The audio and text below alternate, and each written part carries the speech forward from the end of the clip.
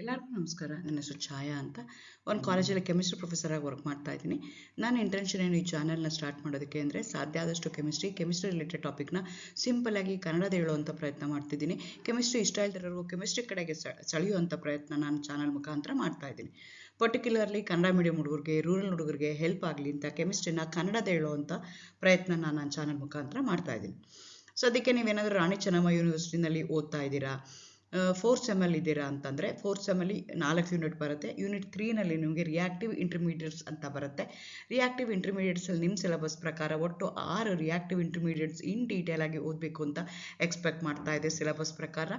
ಒಂದು ಕಾರ್ಬೋಕೆಟಿಯಾನ್, ಎರಡನೇದು ಕಾರ್ಬನಿಯಾನ್, carbon free radicals, carbenes, ನೈಟ್ರೀನ್ಸ್ and ಬೆನ್ಝೈಮ್ ಅಂತಿದೆ. ಇಷ್ಟನ್ನು ಓದಬೇಕಾಗತ್ತೆ. ಆ ಸೀರೀಸಲ್ಲಿ ನಾನಿವತ್ತು 6ನೇ ವಿಡಿಯೋ ಅಪ್ಲೋಡ್ ಮಾಡ್ತಾ ಇರೋದು. ಇವತ್ತಿನ ವಿಡಿಯೋದಲ್ಲಿ ನಾನು ರಿಯಾಕ್ಟಿವ್ ಇಂಟರ್ಮೀಡಿಯೇಟ್ ಆಗಿರುವಂಥ ಕಾರ್ಬನಿಯಾನ್ ಅದರದ ಬಗ್ಗೆ ಹೇಳ್ತಾ ಇದ್ದೀನಿ. ಎಗೇನ್ ನಿಮ್ಮ ಸಿಲೆಬಸ್ಸಲ್ಲಿ ಅವ್ರೇನು ಮಾಡಿದ್ದಾರೆ ಅಂದರೆ ಮೆನ್ಷನ್ ಮಾಡಿದ್ದಾರೆ.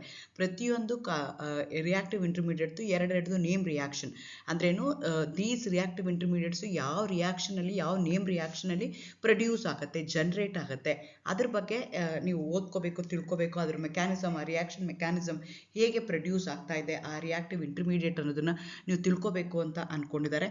ಅದೇ ರೀತಿ ಕಾರ್ಬನಿಯಾನ್ಗೆ 2 ರಿಯಾಕ್ಷನ್ ಅವ್ರು ಹೇಳಿದ್ದಾರೆ. ಒಂದು ಆರ್ಡಾಲ್ ಕಂಡೆನ್ಸೇಷನ್, ಇನ್ನೊಂದು ಪರ್ಕಿನ್ ರಿಯಾಕ್ಷನ್. ಈ ಎರಡೂ ರಿಯಾಕ್ಷನಲ್ಲಿ ಕಾರ್ಬನಿಯಾನ್ ಜನರೇಟ್ ಆಗುತ್ತೆ.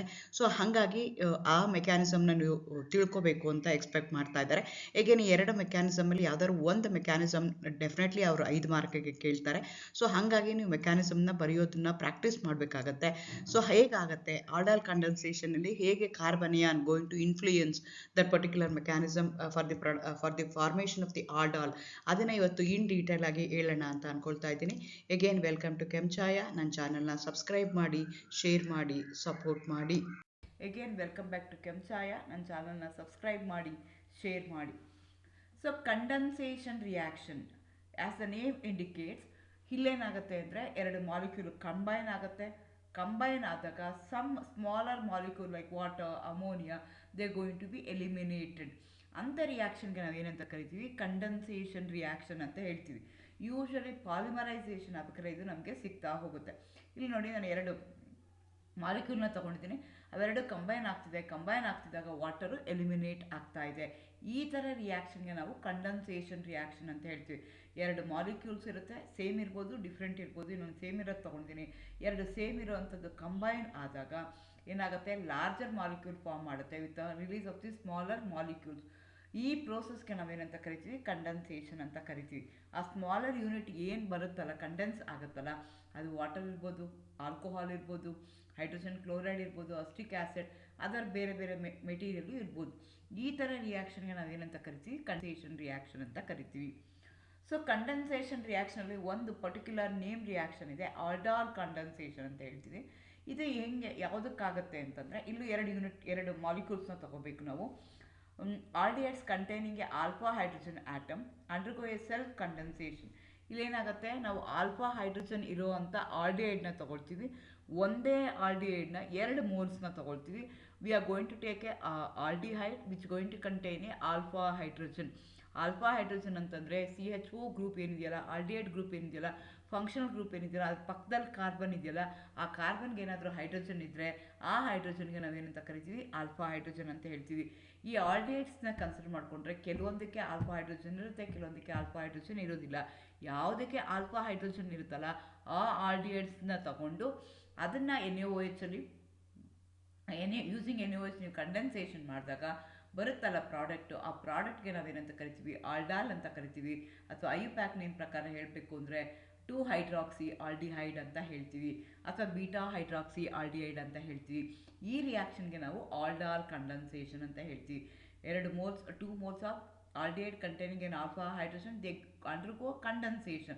They undergo self-condensation in presence of a weak base, in presence of a dilute base, in presence of a dilute NaOH. ಆ ಥರ ರಿಯಾಕ್ಷನ್ಗೆ ನಾವೇನಂತ ಕರಿತೀವಿ, ಆಲ್ಡಾಲ್ ಕಂಡೆನ್ಸೇಷನ್ ಅಂತ ಕರಿತೀವಿ. ಆಲ್ಡಾಲ್ ಅಂತ ಯಾಕೆ ಹೆಸರು ಬಂದಿದೆ ಅಂದರೆ, ಇಲ್ಲಿ ನಿಮ್ಗೆ ಫೈನಲಲ್ಲಿ ಬರುತ್ತಲ್ಲ ಪ್ರಾಡಕ್ಟು, ಆ ಪ್ರಾಡಕ್ಟಲ್ಲಿ ಆಲ್ಡಿಹೈಡು ಇರುತ್ತೆ, ಆಲ್ಕೋಹಾಲು ಇರುತ್ತೆ.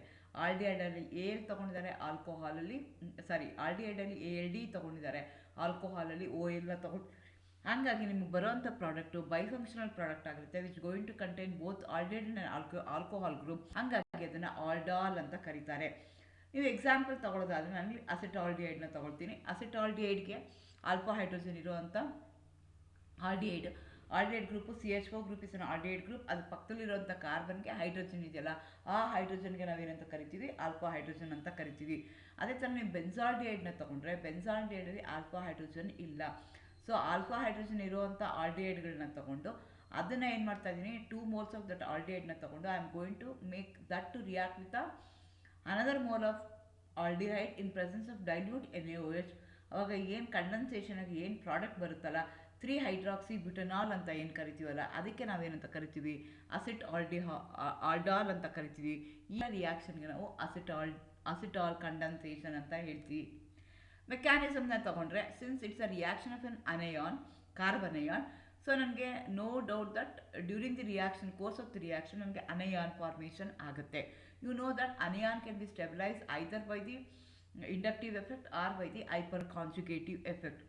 ಫಸ್ಟ್ ಏನಾಗುತ್ತೆ ಅಂದರೆ base, we are going to do the reaction in presence of a base. ಆ ಬೇಸ್ ಏನು ಮಾಡುತ್ತೆ ಅಂದರೆ ಆಲ್ಫಾ ಹೈಡ್ರೋಜನ್ನ ಅಬ್ಸ್ಟ್ರಕ್ಷನ್ ಮಾಡುತ್ತೆ. ಅವಾಗ ಏನಾಗುತ್ತೆ, ನಿಮಗೊಂದು ಕಾರ್ಬ್ ಅನಯಾನ್ ಫಾರ್ಮೇಷನ್ ಆಗುತ್ತೆ. OH ಮೈನಸ್ ಏನು ಬೇಸ್ ಇದೆಯಲ್ಲ, ಬೇಸ್ ಏನು ಮಾಡುತ್ತೆ, ಆಲ್ಫಾ ಹೈಡ್ರೋಜನ್ನ ಕಿತ್ಕೊಂಡಿದ ತಕ್ಷಣ ಏನಾಯಿತು ಅಂದರೆ ಆ ಕಾರ್ಬನ್ ಮೇಲೆ ನೆಗೆಟಿವ್ ಚಾರ್ಜ್ ಬರುತ್ತೆ. ಅದಕ್ಕೆ ನಾವು ಕಾರ್ಬನ್ ಅಯಾನ್ ಅಂತ ಹೇಳ್ತೀವಿ. This reaction reversible reaction. Next ಆ ಕಾರ್ಬನ್ ಅಯಾನ್ ಏನಿದೆಯಲ್ಲ, that going to react with another mole of acetaldehyde. So ಈ ರಿಯಾಕ್ಷನ್ ಮಾಡೋಕ್ಕೆ ನೀವು 2 moles ಆಫ್ ಅಸಿಟಾಲ್ಡಿಹೈಡ್ನ ತಗೊಳ್ತಾ ಇದ್ದೀರಾ. ಒಂದು ಕಾರ್ಬನ್ ಅನಯಾನ್ ಏನು ಫಾರ್ಮೇಷನ್ ಆಗಿದೆಯಲ್ಲ, ಅದು ಏನಾಗ್ತಾ ಇದೆ ಅಂದರೆ ಅಸಿಟಾಲ್ಡಿಹೈಡ್ ಜೊತೆಗೆ ಟ್ರೀಟ್ ಮಾಡ್ತಾ ಇದೆ. ಅದು ಟ್ರೀಟ್ ಮಾಡಿದಾಗ ನಿಮ್ಗೆ ಏನಾಗ್ತಿದೆ, ಆಲ್ಕಾಕ್ಸೈಡ್ ಅಯಾನ್ ಫಾರ್ಮೇಷನ್ ಆಗ್ತಾ ಇದೆ. ನಿಮಗೆ ಗೊತ್ತು, ಕಾರ್ಬನೈಲ್ ಕಾರ್ಬನ್ ಅಂದರೆ ಕಾರ್ಬನೈಲ್ ಗ್ರೂಪು CHO ಗ್ರೂಪ್ ಇರ್ಬೋದು, CO ಗ್ರೂಪ್ ಇರ್ಬೋದು, ಎಸ್ಟರ್ಸ್ ಇರ್ಬೋದು, ಆ್ಯಸಿಡ್ ಇರ್ಬೋದು, ಇದಕ್ಕೆಲ್ಲ ನಾವು ಕಾರ್ಬನೈಲ್ ಅಂತ ಹೇಳ್ತೀವಿ. ಆ ಕಾರ್ಬನೈಲ್ ಕಾರ್ಬನ್ಗೆ ಏನಿದೆಯಲ್ಲ, ಅದು ಯೂಶಲಿ ಏನಾಗುತ್ತೆ ಅಂದರೆ ಸ್ಲೈಟ್ಲಿ ಪಾಸಿಟಿವ್ ಇರುತ್ತೆ. ಹಾಗಾಗಿ ನೆಗೆಟಿವ್ಲಿ ಚಾರ್ಜ್ಡ್ ಅಯಾನ್ಸು ಅಲ್ಲಿ ಅಟ್ಯಾಕ್ ಮಾಡುತ್ತೆ.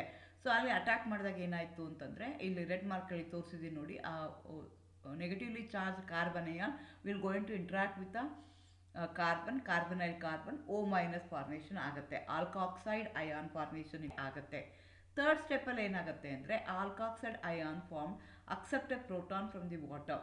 ಸೊ ಅದೇನು ಮಾಡುತ್ತೆ, ಪ್ರೋಟಾನ್ನ ಅಕ್ಸೆಪ್ಟ್ ಮಾಡ್ಕೊಳ್ಳುತ್ತೆ ಫ್ರಮ್ ದಿ ವಾಟರ್. ಅವಾಗ ಏನಾಗುತ್ತೆ, ನಿಮಗೆ ಆಲ್ಡಾಲ್ ಫಾರ್ಮೇಷನ್ ಆಗುತ್ತೆ. ಈ ರೀತಿಯಾಗಿ ನೀವು 3 ಸ್ಟೆಪ್ಪಲ್ಲಿ ಆಲ್ಡಾಲ್ ಕಂಡೆನ್ಸೇಷನ್ ಮಾಡ್ತೀರಾ. Aldol condensation is possible only with an aldehyde which going to contain a alpha hydrogen. Alpha hydrogen ಇರುವಂಥ aldehydes, same aldehydes mixed aldol ಕಂಡೆನ್ಸೇಷನ್ನು ಆಗ್ಬೋದು. ಬಟ್ ನಾವಿಲ್ಲಿ ತಗೊಳ್ತಾ ಇರೋದು ಸಿಂಪಲ್ ಆಲ್ಡಾಲ್ ಕಂಡೆನ್ಸೇಷನ್ ತಗೊಳ್ತಾ ಇದ್ವಿ. 2 ಆಲ್ಡಿಹೈಡ್ ಗ್ರೂಪ್ ಸೇಮ್ ಇದೆ ಅಂತ ಹೇಳ್ತಿದ್ದೀನಿ. ಅಥವಾ I can also take aldehyde groups, 2 different aldehyde groups which going to contain alpha hydrogen. They also undergo this type of reaction. ಅದಕ್ಕೆ ಮಿಕ್ಸ್ಡ್ ಆಲ್ಡಾಲ್ ಕಂಡೆನ್ಸೇಷನ್ ಅಂತ ಹೇಳ್ತಾ ಇದ್ದಾರೆ. ಸೊ ನಿಮ್ಮ ಸಿಲೆಬಸಲ್ಲಿ ಸಿಂಪಲ್ ಆಲ್ಡಾಲ್ ಕಂಡೆನ್ಸೇಷನ್ ಹೇಳ್ತಾ ಇದ್ದಾರೆ. ಹಂಗಾಗಿ ನಾನು ಏನು ಮಾಡ್ತಾ ಇದ್ದೀನಿ, ಅಸಿಟಾಲ್ಡಿಹೈಡ್ನ ತಗೊಳ್ತಾ ಇದ್ದೀನಿ which going to contain an alpha hydrogen. ಆ ಅಸಿಟಾಲ್ಡಿಹೈಡ್ ಫಸ್ಟ್ ಏನು ಮಾಡುತ್ತೆ, ಕಾರ್ಬನ್ ಅಯಾನ್ ಫಾರ್ಮೇಷನ್ ಆಗುತ್ತೆ. That carbon ion will going to attack the another mole of aldehyde. In turn it going to form an alkoxide ion that going to obstruct the water present in the same system. Thereby there will be a formation of an aldol. ಈ ರೀತಿಯಾಗಿ 3 ಸ್ಟೆಪ್ಪಲ್ಲಿ ನಿಮಗೆ ಬರ್ತಾ ಹೋಗುತ್ತೆ. ಈ ರೀತಿಯಾಗಿ ನಿಮಗೆ during the course of the reaction anion ಬರ್ತಾ ಹೋಗುತ್ತೆ. ಹಾಗಾಗಿ ಅನಿಯಾನ್ ರಿಯಾಕ್ಷನ್, ಕಂಡೆನ್ಸೇಷನ್ ರಿಯಾಕ್ಷನಲ್ಲಿ ಜನರಲಿ ಅನಿಯಾನ್ ಫಾರ್ಮೇಷನ್ ಆಗುತ್ತೆ. ಸೊ ಹಾಗಾಗಿ ಆಲ್ಡಾಲ್ ಕಂಡೆನ್ಸೇಷನ್ ನಿಮಗೆ ಅನಿಯಾನು ಇದ್ದೇ ಇರುತ್ತೆ. ಅದಕ್ಕೋಸ್ಕರ ಈ ಎಕ್ಸಾಂಪಲ್ನ ಅವರು ಇಟ್ಟಿದ್ದಾರೆ. All the best. Thank you.